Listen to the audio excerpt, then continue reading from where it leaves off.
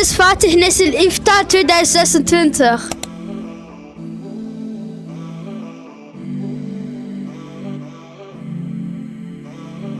Siz bizim geleceklerimizsiniz. Siz bu gençliklerin, bu camilerin, burada bu oluşumların, yapılanların, yiyenlerin, içilenlerin, namazların, cemaatlerin geleceklerisiniz.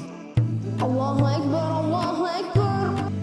Allahu Ekber, Allahu Ekber. آمين. الحمد لله الحمد لله الحمد لله أطعمنا وسقانا وجعلنا من المسلمين.